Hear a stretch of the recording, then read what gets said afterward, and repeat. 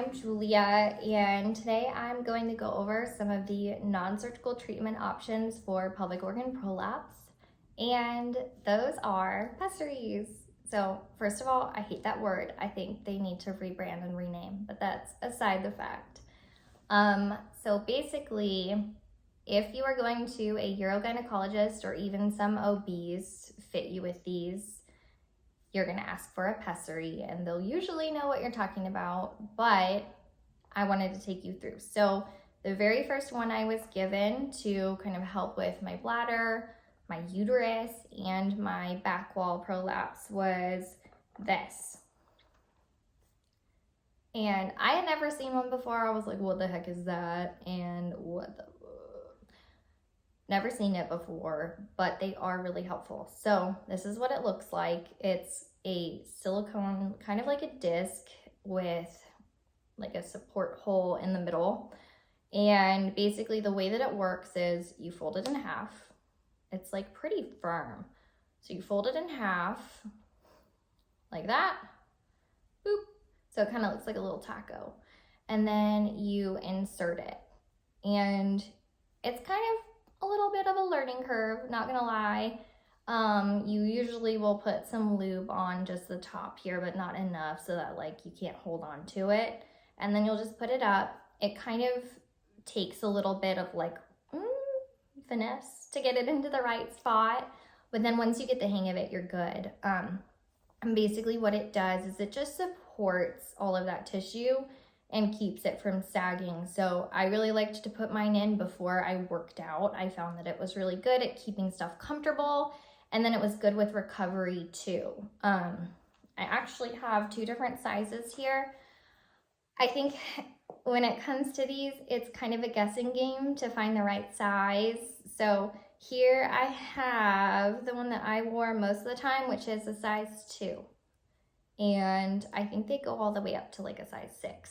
So just depends on your anatomy, and you just kind of have to play with them and see which one works. So this is a size 2. This is the next size up, which is a size 3. So you can tell that like they're not really that different, or you know, it's just teeny tiny little differences. But same deal with this one, just fold it and put it in.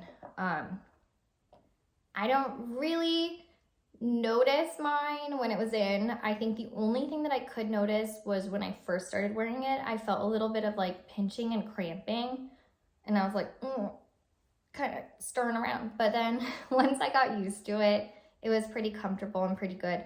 But I didn't want to wear it daily. Like it was annoying, and like you can take it out every single day if you want to, or some women leave them in up to 3 months. But I personally took mine out like as soon as I was done exercising and I was done with it.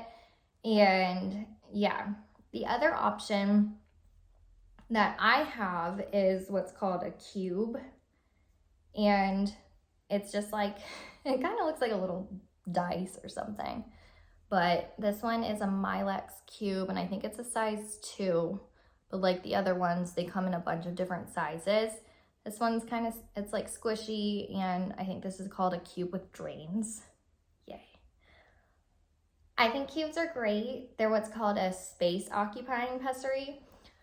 Not everybody is going to recommend them. Like not every provider will recommend them because they're a little bit more challenging to self-manage. I think definitely provided the most support out of anything, especially if you have like a rectus seal. It really holds that up. But it was such a pain to get in and out, and I just remember like crying to my husband about it and being like, I'm so done with this, like blah, blah, blah. Like there's a large learning curve with this, but women seem to have pretty high satisfaction rates with it once they get used to it, but it was not for me. So hopefully this is helpful. I'm trying to make everything a little bit less foreign. So if you are somebody who was just diagnosed or you want to get your pelvic organ prolapse treated, you know that you have options. These two different kinds are not the only ones. There are other ones. These are just the ones that were given to me by my doctor. I think sometimes you can find doctors who have like a whole briefcase of them, and the NP or the PA will fit you with one that works and work with you. every office that I encountered was just kind of like, yeah, these are a good stepping stone until you just get so frustrated with it that you do surgery, which, okay, I get, but yeah, it's possible to completely manage this for the rest of your life too.